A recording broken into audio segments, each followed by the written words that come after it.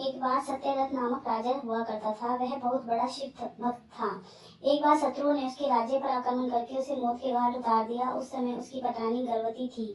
वह शत्रुओं से छिपकर एक वन में दृढ़ वृक्ष के नीचे जाकर बैठ गई। वहां उसने एक पुत्र को जन्म दिया। उसके बाद प्यास से व्याकुल होकर वह सरोवर पर जल पीने गई तो उसे एक मगरमच्छ ने सटक लिया। ऐसी परिस्थिति में भगवान भोलेनाथ को उस बालक पर दया आ गई।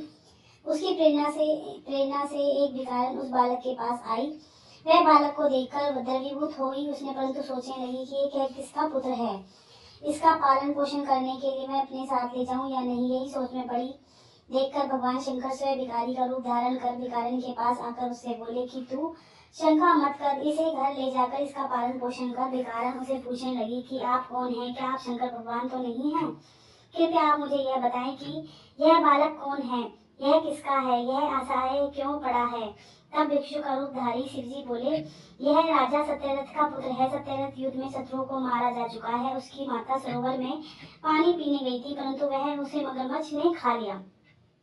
अब तुम बिना किसी भय के इसका पालन पोषण करो। इस पर भिक्षुनी ने फिर पूछा, इसके पिता व माता की इस प्रकार मृत्यु का कारण क्या है। तब भिक्षु रूप में भगवान शंकर ने बताया कि राजा सत्यरथ पूर्व जन्म में पांडु थे। एक बार वे शिव पूजन कर रहे थे कि मंत्रियों ने आकर उन्हें बताया कि शत्रु ने हमारे राज्य पर आक्रमण कर दिया है। राजा पांडु ने बिना सोचे समझे यह तय कर लिया कि ये लोग मंत्री वेश में शत्रु ही आ गए हैं।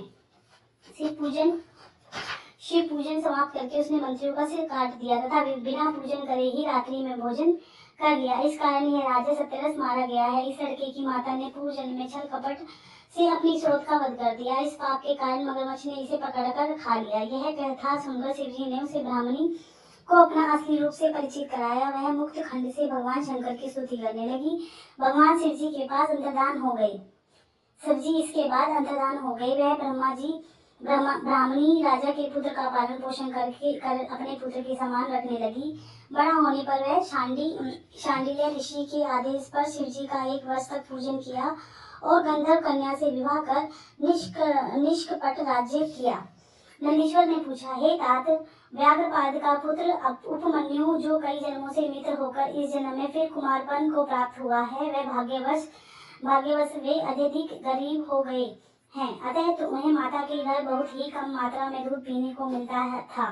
वह बार बार अपनी माता से दूध मांगता था। माता ने बालक को बहलाने के लिए घर के भीतर जाकर कनों से बचे बीजों को पीसकर पानी मिलाकर कृत्रिम दूध कर उसे पीने को दिया, परंतु उपमन्यु ने कृत्रिम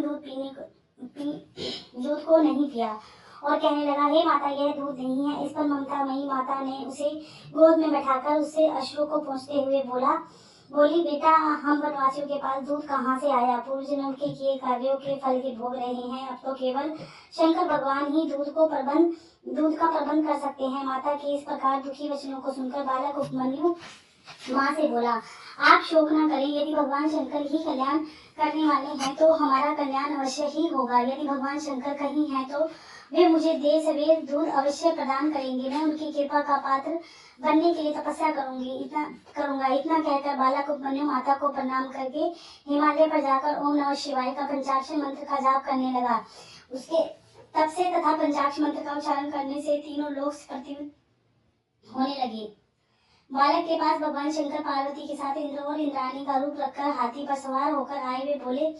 वे बालक से वर मांगने को कहने लगे। वे बोले, मैं तीनों लोगों का राजा, देवताओं का स्वामी इंद्र हूँ। तुम निर्गुण रूप रुद्र का पूजन करोगे तो देव जाति से निकाल दिए जाओगे और तुम्हें पिशाच बनना पड़ेगा। उपमन्यु अपनी तपस्या में विघ्न समझकर पुनः जप करने लगा। वह इंद्र से बोला, तुम भगवान शंकर को जानते ही नहीं हो। वे तो समस्त देवताओं के स्वामी हैं। मैं भली भांति जानता हूँ कि भगवान शिव से परे कोई तत्व नहीं है। तुम मेरे सामने उनकी निंदा न करो। तुमसे ही नहीं अपितु मैं ब्रह्मा जी और विष्णु से भी वरदान नहीं चाहता। यदि तुम मेरे सामने भगवान शंकर की निंदा करोगे तो मैं तुम्हें भस्म कर दूंगा। उपमन्यु ने भस्म उठाकर उसे अघोर मंत्र से अभिमंत्रित कर भगवान शंकर के चरणों का ध्यान कर तुरंत इंद्र पर डाल दी। परंतु वे साक्षात शिव ही थे, परंतु वे अपनी असली रूप में प्रकट हो गए। उन्होंने बालक उपमन्यु को हजारों दूध, दही, अन्न आदि से भरे भंडार वहीं पर दिखाए। बालक ने उनसे आओ आओ कहकर दंडवत प्रणाम किया। माता पार्वती उपमन्यु को अपनी गोद में उठाकर कुमारवत प्यार किया। उन्हें अपना का वरदान दिया। बालक उपमन्यु ने घर आकर अपनी माता को प्रणाम कर समाचारों से अवगत कराया। माता यह जानकर बड़ी प्रसन्न हुई। बालक उपमन्यु शिव जी की कृपा से सबका पूज्य बन गया। इस प्रकार शिव जी ने उपमन्यु के लिए सुरेश्वर इंद्र का अवतार लिया था।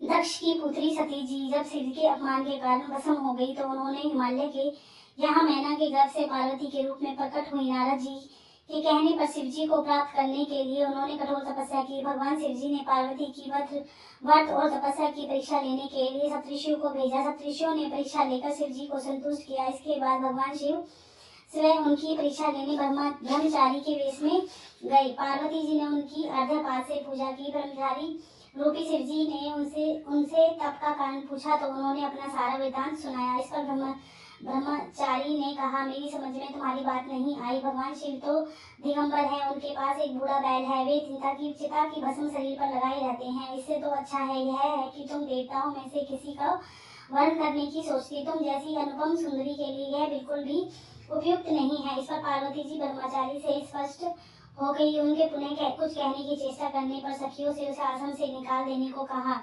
पुनः यह कहकर जाने को तैयार हो गई कि जो व्यक्ति शिव जी की निंदा करता है वह स्वयं तो पाप का भागी होता है, उसके साथ जो सुनने वाला भी है वह पाप का भागी बनता है। पार्वती जी ने जैसे ही जाने के लिए पग बढ़ाया, शिव जी असली रूप में प्रकट हो गए। पार्वती जी का हाथ पकड़कर कहने लगे कि आज मैं तुम्हारी तपस्या द्वारा खरीदा गया सेवक हूँ। पार्वती जी ने उनसे अपना पति बनने की प्रार्थना की। तब शिव जी ने हिमाचल के यहाँ बारात लेकर जाकर वैदिक रीति से पार्वती का प्राणी ग्रहण किया। फिर पार्वती के साथ कैलाश पर सानंद निवास करने लगे। यह शिव जी के 84वें अवतार की कथा है। भगवान शिव पार्वती को अपनी पत्नी बनाने का